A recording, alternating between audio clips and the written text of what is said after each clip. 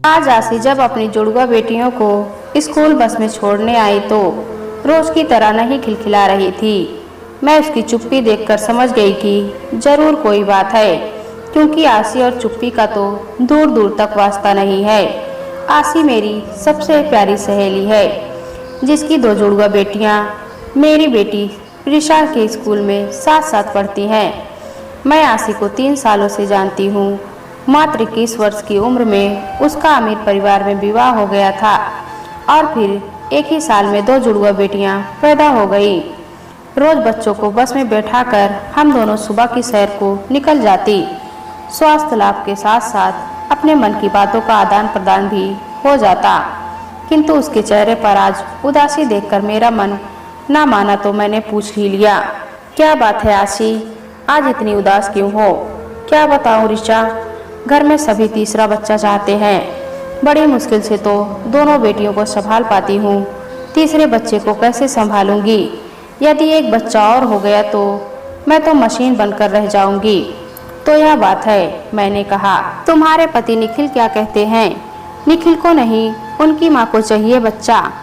उनका कहना है कि इतनी बड़ी जायदाद का कोई वारिस मिल जाता तो अच्छा रहता। असल में उन्हें एक पोता चाहिए, पर क्या गारंटी है कि इस बार पोता ही होगा? यदि पोती हुई तो क्या वारिस पैदा करने के लिए चौथा बच्चा भी पैदा करोगी? वही तो, पर निखिल की माँ को कौन समझाए? फिर वे ही नहीं, मेरे अपने माता पिता भी यही चाहते हैं। उनका कहना है कि बेटियों को विवाह कर पराए घर चली जाती हैं। वंश वृद्धि तो बेटे से ही होती है। तुम्हारे पति निखिल क्या कहते हैं? वैसे तो निखिल बेटे बेटी में कोई फर्क नहीं समझते, किंतु उनका भी कहना है कि पहली बार में ही जुड़वा बेटियां हो गई, वरना क्या हम दूसरी बार कोशिश ना करते? एक कोशिश करने में कोई हर्ज नहीं। सबको वंश वृद्धि के लिए लड़का चाहिए। बस मेरे शरीर, मेरी इच्छाओं के बारे में तो कोई नहीं सोचता, और ना ही मेरे स्वास्थ्य के बारे में, जैसे मैं कोई औरत नहीं वंश वृद्धि की मशीन हूँ। 2 बच्चे पहले से हैं और बेटे की चाह में तीसरे को लाना कहाँ तक का उचित है? मैं सोचती थी कि जमाना बदल गया है, लेकिन आशी की बात सुनकर लगा कि हमारा समाज आज भी पुरातन विराजों से जकड़ा हुआ है।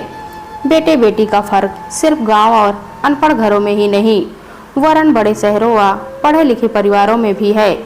यह देखकर मैं बहुत आश्चर्यचकित थी। फिर मैं तो सोचती थी कि आशी का पति बहुत समझदार है, वह कैसे अपनी माँ की बातों में आ गया। आशी मन से तीसरा बच्चा नहीं चाहती थी, ना बेटा ना बेटी। अब आशी अक्सर अनमनी सी रहती। मैं भी सोचती कि रोज रोज पूछना ठीक नहीं, यदि उसकी इच्छा होगी तो खुद बताएगी। हाँ, हमारा बच्चों को बस में बैठाकर सुबह की सैर का सिलसिला जारी था। एक दिन आशी ने बताया, ऋचा मैं गर्भवती हूँ, अब शायद रोज सुबह की सैर के लिए ना जा सकूं।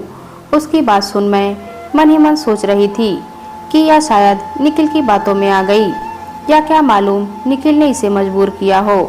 फिर भी पूछ ही लिया तो अब तुम्हें भी वारिस चाहिए? नहीं, पर यदि मैं निखिल की बात ना मानूं तो वे मुझे ताने देने लगेंगे। इसीलिए सोचा कि एक चांस और ले लेती हूँ। अब वही फिर से 9 महीनों की परेड। उसके बाद आशी को कभी मॉर्निंग सिकनेस होती तो सैर पर नहीं आती। देखते देखते 3 माह बीत गए। फिर एक दिन अचानक आशी मेरे घर आई। उसे अचानक आया देख मुझे लगा कि कुछ बात जरूर है। अतः मैंने पूछा, सब ठीक तो है? कोई खास वजह आने की? तबीयत कैसी है तुम्हारी आशी? आशी कहने लगी, कुछ ठीक नहीं चल रहा ऋचा। निखिल की मम्मी को किसी ने बताया है कि आजकल अल्ट्रासाउंड द्वारा घर में ही बच्चे का लिंग परीक्षण किया जाता है। लड़की होने पर गर्भपात भी करवा सकते हैं। अब मुझे मेरी सास के इरादे ठीक नहीं लग रहे हैं। 2 दिन से मेरे व निखिल के पीछे बच्चे के लिंग की जांच कराने के लिए पड़ी हैं। यह तो गंभीर स्थिति है। तुम सास की बातों में मत आ जाना। निखिल को समझा दो कि तुम अपने बच्चे का लिंग परीक्षण नहीं करवाना चाहती। मैंने कहा। 15 दिन और बीत गए। आशी की सास रोज घर में आशी के बच्चे का लिंग परीक्षण करवाने के लिए कहती। निखिल की बहन भी फोन कर निखिल को समझाती कि आजकल तो उनकी जात बिरादरी में सभी गर्भ में ही बच्चे का लिंग परीक्षण करवा लेते हैं ताकि यदि गर्भ में कन्या हो तो छुटकारा पा लिया जाए। पहले तो निखिल को ये सब बातें दाकियानूशी लगी, पर फिर धीरे धीरे उसे भी लगने लगा कि यदि सभी ऐसा करवाते हैं तो इसमें बुराई भी क्या है। उस दिन आसी अचानक फिर से मेरे घर आई। इधर उधर की बातों के बाद मैंने पूछा, कैसा महसूस करती हो अब? मॉर्निंग सिकनेस ठीक हुई या नहीं? अब तो 4 महीने हो गए हैं ना। ऋचा क्या बताऊं, आजकल ना जाने निखिल को भी क्या हो गया है, कुछ सुनते ही नहीं मेरी। इस बार जब चेकअप के लिए गई तो डॉक्टर से बोले कि देख लीजिए आप, पहले ही हमारी 2 बेटियां हैं, इस बार हम बेटी नहीं चाहते। ऋचा मुझे बहुत डर लग रहा है। अब तक तो बच्चे में धड़कन भी शुरू हो गई है। यदि निखिल ना समझे और फिर से लड़की हुई तो कहीं मुझे गर्भपात ना करवाना पड़े। वह रोते रोते कह रही थी, नहीं ऋचा, यह तो हत्या है, अपराध है। यह बच्चा गर्भ में है तो किसी को नजर नहीं आ रहा। पैदा होने के बाद तो क्या पता मेरी दोनों बेटियों जैसा हो, और उनके जैसा ना भी हो तो क्या फर्क पड़ता है। उसमें भी जान तो है, उसे भी जीने का हक है। हमें क्या हक है अजन्मी बेटी की जान लेने का? यह तो जघन्य अपराध है और कानूनन भी यह गलत है। यदि पता लग जाए तो इसकी तो सजा भी है। लिंग परीक्षण कर गर्भपात करने वाले डॉक्टर भी सजा के हकदार हैं। आसी बोले जा रही थी और उसकी आंखों से आंसुओं की धारा बहे जा रही थी। मेरी आंखें भी नम हो गई थी। अतः मैंने कहा, देखो आशी, तुम्हें यह समय हंसी खुशी गुजारना चाहिए, मगर तुम रोज दुखी रहती हो। इसका पैदा होने वाले बच्चे पर भी असर पड़ता है। मैं तुम्हें एक उपाय बताती हूँ। यदि निखिल तुम्हारी बात समझ जाए तो शायद तुम्हारी समस्या हल हो जाए। तुम्हें उसे यह समझाना होगा कि यह उसका भी बच्चा है, इसमें उसका भी अंश है। एक मूवी है साइलाइट स्क्रीम, जिसमें पूरी गर्भपात की प्रक्रिया दिखाई गई है। तुम आज ही निखिल को यह मूवी दिखाओ, शायद उसे देखकर उसका मन पिघल जाए।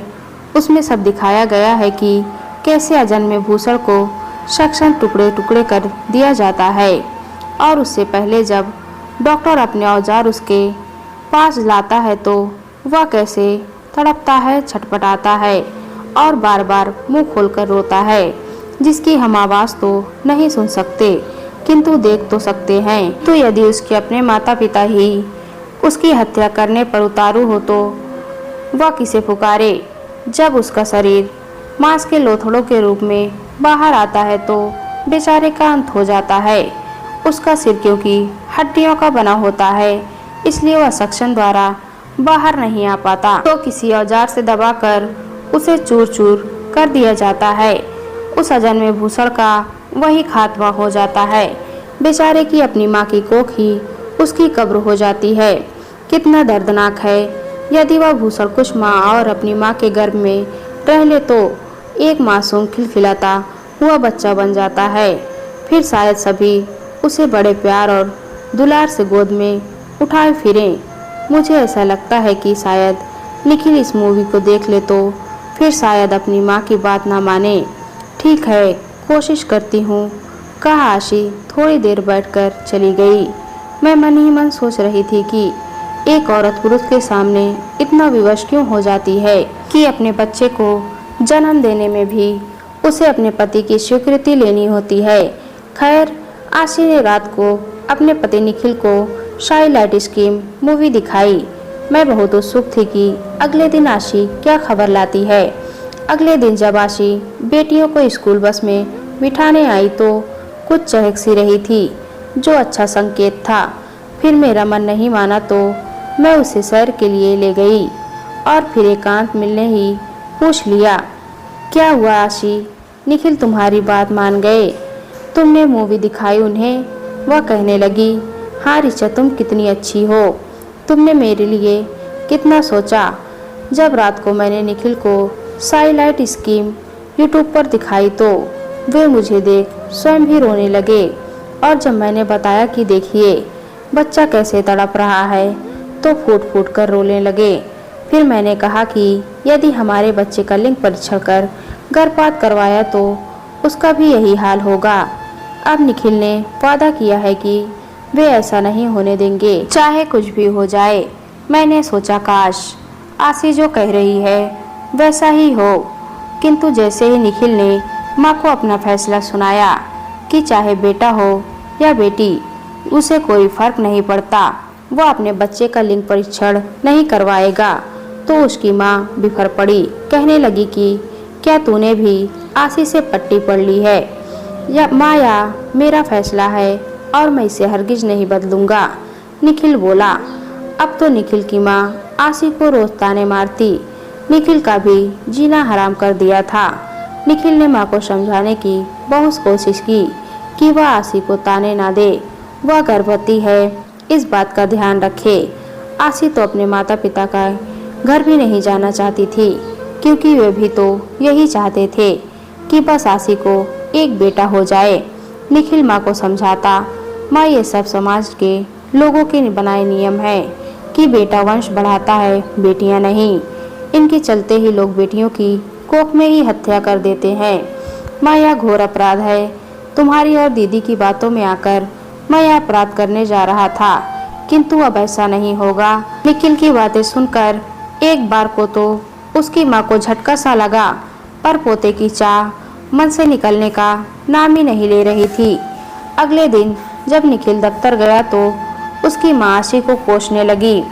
मेरा बेटा कल तक मेरी सारी बातें मानता था, अब तुमने न जाने क्या पट्टी पढ़ा दी कि मेरी सुनता ही नहीं। अब घर में ये कला बढ़ती ही जा रही थी। आज आशी और निखिल दोनों ही माँ से परेशान होकर मेरे घर आए। मैंने जब उनकी सारी बात सुन ली तो कहा, एक समस्या सुलझती नहीं कि दूसरी आ जाती है, पर समाधान तो हर समस्या का होता है। अब माँ का क्या करें? रोज घर में कलेश होगा तो आशी के होने वाले बच्चे पर भी तो उसका बुरा प्रभाव पड़ेगा। निखिल बोला। मैंने उसके जाने के बाद अपनी माँ से आशी व निखिल की मजबूरी बताते हुए कहा, माँ क्या आप आशी की डिलीवरी नहीं करवा सकती? बच्चा होने तक आशी तुम्हारे पास रह ले तो ठीक रहेगा। माँ कहने लगी, बेटी इससे तो नेक काम कोई हो ही नहीं सकता, यह तो सबसे बड़ा मानवता का काम है।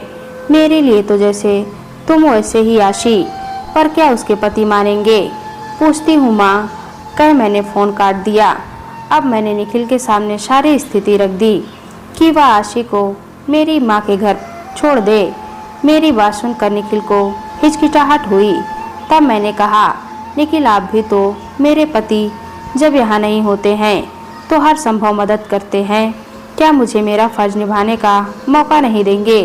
मेरी बात सुनकर निखिल मुस्कुरा दिए, फिर बोला, जैसा आप ठीक समझे। और आशी, जब तुम स्वस्थ हो जाओ तो तुम भी मेरी कोई मदद कर देना। मैंने कहा, यदि हम एक दूसरे के सुख दुख में काम ना आए तो सहेली का रिश्ता कैसा?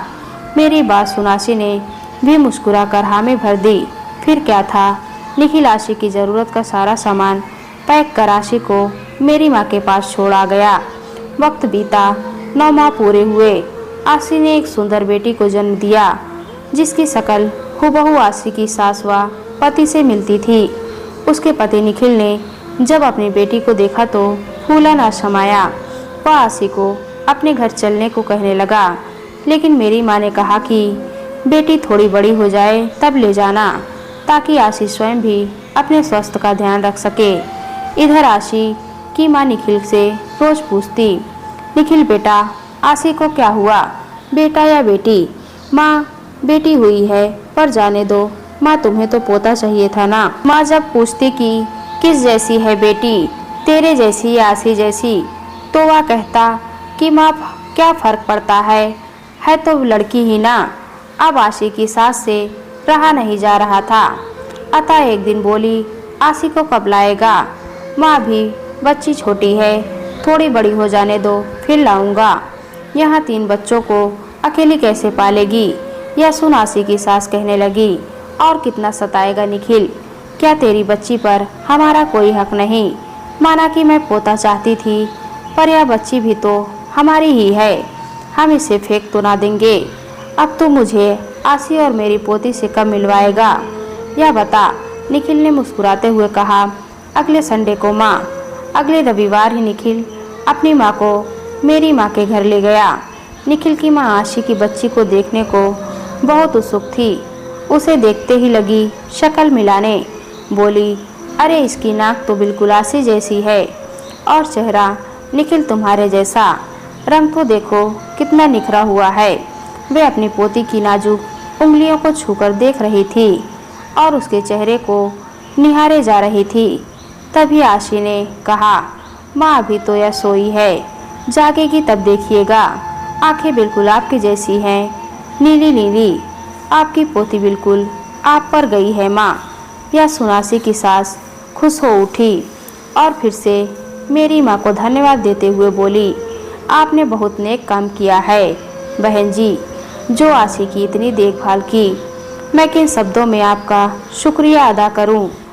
अब आप इजाज़त दें तो मैं आशी को अपने साथ ले जाऊं।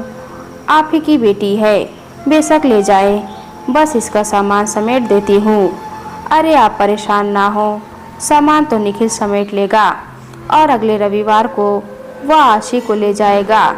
अभी जल्दबाजी ना करें, तब तक मैं आशी के स्वागत की तैयारियां भी कर लेती हूँ। अगले रविवार को निखिल आशी व उसकी बेटी को लेकर अपने घर आ गया।